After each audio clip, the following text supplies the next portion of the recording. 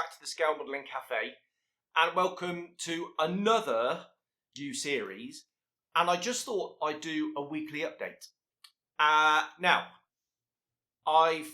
since lockdown really, which is when I started the new job out here in the Middle East, I started up a Facebook weekly chat, which has been kind of on and off, and I've been doing it regularly for the last few months. And I was just wondering how I can sort of incorporate that kind of thing into YouTube. Feel free to pop over to the Scale Modelling Cafe on Facebook. I have a Facebook page there. In fact, this YouTube thing grew out of that. And you can join me on a Friday evening. Just look out for the, not an advert as such, a post sort of advertising the fact that I'm going to be doing a live weekly broadcast. I'm looking at ways of if I can do a simultaneous YouTube and Facebook live broadcast, because I'd like to keep doing the Facebook thing. It is good fun. It's very small, but I've got a small group of friends on there. But the software I'm using can only do one at a time unless you download a plugin, and I've got a Mac and I'm trying to work out how to do it, and it's proving a little bit difficult. So I thought what I'd do is just film something and whack it up and maybe stick it up as a premiere. And so I'll be there sort of typing away in the background, and we can chat through sort of things. What I'll do is just update on what's been going on the channel and how things are going and progressing on the bench. So you'll get a little bit of a sneak preview of some of the future projects, because what I like to try and do is have a body of content. I'm sounding like a right proper YouTuber now, aren't I? It's only a hobby. But just try and have some models that are all completed. They're in the can, and then every week I upload it, and that way I can stay ahead of the game. Now, unfortunately, I lost 2 complete videos, model projects. That was the 1/48 scale 109 by Edward and the 1/48 scale Lightning by Airfix, because where I was storing them, electronically corrupted and bang, gone. So that's a pain. So I haven't got those projects in the can. And it's the final part, as I film this, of the Edward S199 coming up on Sunday. And I've got nothing else to put up. So it's all a bit of a panic. But what I've decided to do is I've got some very exciting projects coming up, and I've got a very exciting, for me, project on the bench right now. So the one that's on the bench right now is going to be the next YouTube project, and I'll talk about that in a moment. And then after that, I've got a Zukimura F4C Phantom that's going to be a Vietnam one, and I've got a Tamiya 1/48 scale F14. So those 2 are going to be the next 2 projects after the current project that's on the bench. So stepping away from 72nd and moving to 48th. And I do like 72nd, 48th, 32nd. I don't like 24th. It's just a little bit too big for me. And all of those will come onto the channel, because what I don't want to be known as is the 72nd guy, when I think, even though 72nd is probably my favourite scale, I do love other scales. So I am going to branch out and do this other stuff. So that's enough rambling. Let's just have a chat about what's been on the bench. And what's been on the bench is this, which is Hobby Boss's 1/48 scale AN2 Colt. And I'm just putting the fuselage halves together, like so. Talk about that in a moment. And here's all the wings. In fact, I've got a whole pile of stuff down here, parts, wing parts, tail parts, ailerons, flaps, that I've sanded off all the ribbed detail from the fabric, and I've rescribed and riveted it. Bear with. So this is going to be a post-apocalyptic build, which I absolutely adore doing these sorts of projects. Every now and again, I get this spark of inspiration, and normally I don't know where it comes from. And I did a 30-second scale Bronco as a post-apocalyptic. That had a definite spark of inspiration. There's a video called The Ocean Maker. It's an animated short film. I'll see if I can find it and put a link in the description below. And that really inspired me to do a post-apocalyptic aeroplane, because the star of that particular film is a Mohawk with a Catalina wing on the top. Now, I believe the scaling is all wrong, because the top wing from the Catalina actually fits quite nicely on the Mohawk, and obviously that was a much bigger aeroplane.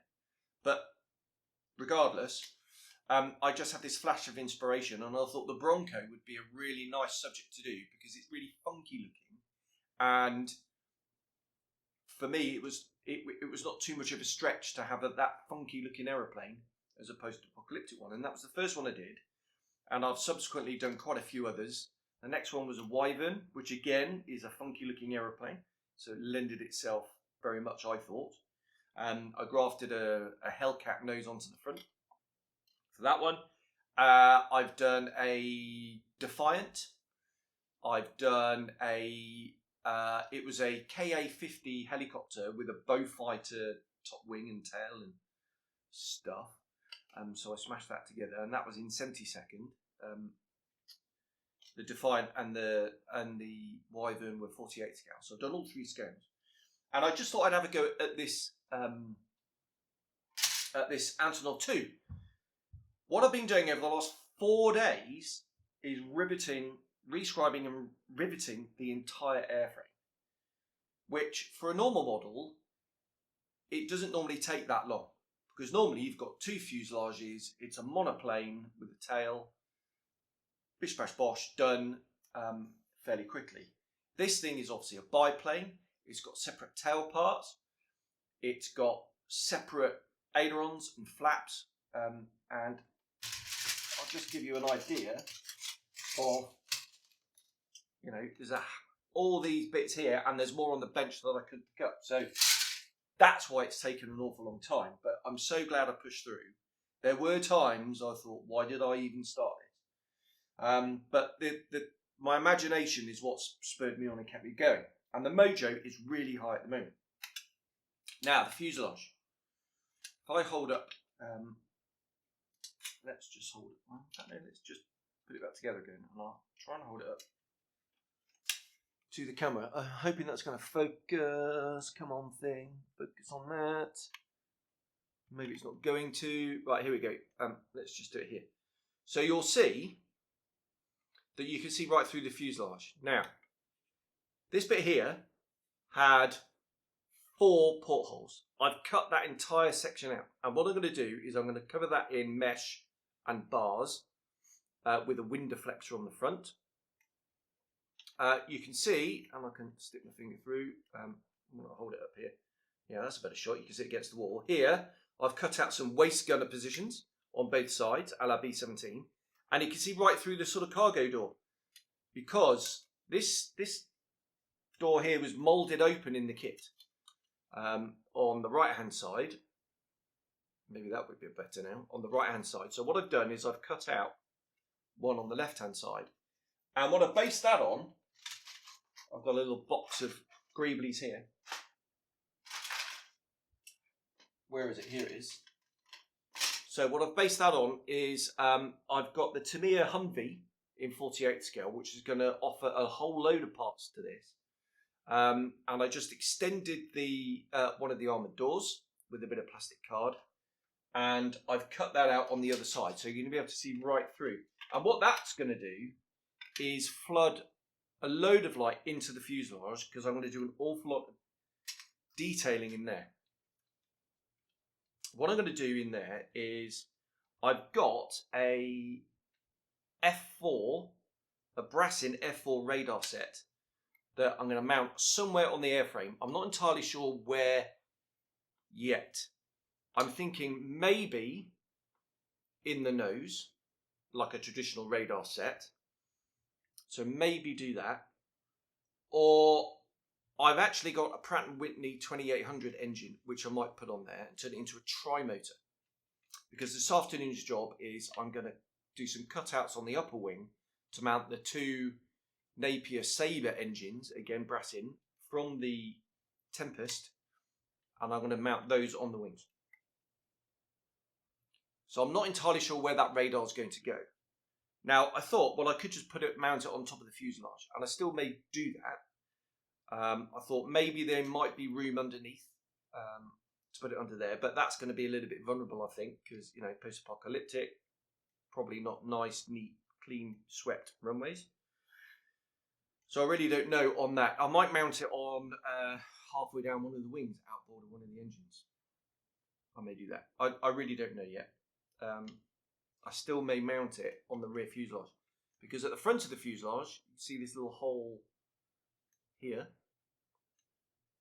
maybe, in the top, a circular hole, because what I'm going to mount on there, this is a sanded down mounting from a Tamiya Lancaster mid upper gun turret, and I've sanded it down so it fits, and that is going to fit right there, and I'm going to mount the turret just behind the cockpit to have like a mid upper gunner, or a front upper gunner, I suppose, or an upper gunner.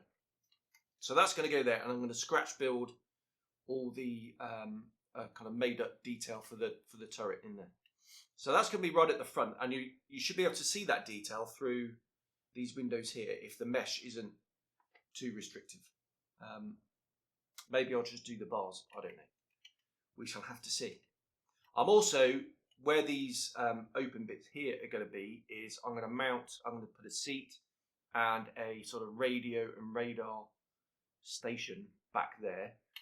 So it's going to have quite a lot of crew in here, 2 pilots with Mohawk ejection seats as a nod to the Rainmaker video, cartoon, film thing. And scratch build the entire interior. That's going to be a lot of work. What I had to do, so the interior is almost like a sort of modern helicopter kit where you've got your bulkheads and then a floor and a ceiling. So what I've done for the ceiling is I've modified the ceiling. Now you can see it's kind of wasted in here. That's because of the wing roots. So what I'm probably going to do is cover with plastic card either side of that. This is the whole ring here for the gun turret, and I've modified obviously the floor to cut that out, and a bit of a plastic card cut down ring, so that fits nicely in the bulkhead. In fact, maybe I can put that together. So this is the cargo floor and the back bulkhead, which I'm going to drill the doors out for that one. And then this is the cockpit bulkhead here, and then this bit, if I can get the right way round, slots in like this. This might not go in the front because I've put a load of filler over the ejection pin marks, or ejector pin marks. Is this going to go in? I'm not sure it is because of the filler. Anyway, you get the idea, like this. And that's going to be a nice base to sort of detail up the floor, the bulkheads, and the ceiling, and then I'll build up the radar and radio operator station down the back. So that's going to be the plan with that. What also is going to be down the back is I've got a 3D printed toilet, which is going to be cool. I thought about sticking that in the rear, in the sort of waist gunner's position, but I don't think there's going to be room. And then what I've got to blank that off is my mate Nige, friend of the channel, has 3D printed this bulkhead here, which has got like a ship's wheel, you know, like the turny thing on a submarine. And that's just going to go in the rear fuselage. Probably can't see, that's too far away. That's going to go in the rear fuselage like that to just block off the sort of tail joint, because the tail joint's a bit of a pain in the hoop actually. I really don't know why that's separate. Oh, that's my speaker turning itself off. So that's the state of play of the current project. What I'm going to do next is, as I just said, I'm going to measure out and cut out the where the engine mountings are going to go, the resin engine mountings for the Sabre. I'm going to mount them upside down because it's got a flat top. That's going to go. Here's the top of the wing. So this bit here on the top of the wing, I've actually kept all that detail. That's where the fuel tanks are, and I'm probably going to cut back as far as that bit for the engine mountings. So that's going to be the next job in a minute when I finish filming this. And then I'm going to start detailing in the cockpit. I'm going to start with, there is some internal detail here, but it's not as pronounced as the real thing. So I'm just going to stick some plastic strip over that just to bulk that out a bit. I need to detail up the rear bit because there's no detail down here. Cut out that middle bulkhead, the doors, and then I can let my imagination fly and start adding all that extra detail, which is going to be really good fun, I think. I'm really looking forward to that. So that's where we are on the current project. What's on the channel is coming up, I'm going to do some more sprue tours. I've got, what I've got in there, I've got the Flyhawk Dauntless to do. I've got the Armour Hobby Wildcat to do. I'm going to do a piece on Eduard, who are my favourite manufacturers. And I'm going to do a sprue tour of the, I've got an Overtrees Tempest.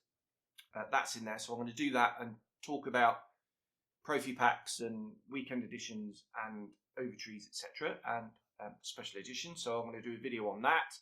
So look out for that one. I've filmed, I just need to edit it, which won't take very long, a piece on Airfix and my opinions of Airfix. Hopefully not too controversial. So that's coming, that'll be uploaded to the channel next week.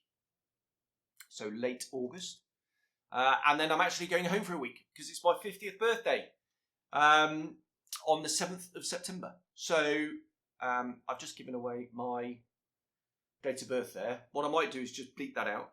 So I've got my birthday coming up. I'm going home for a week.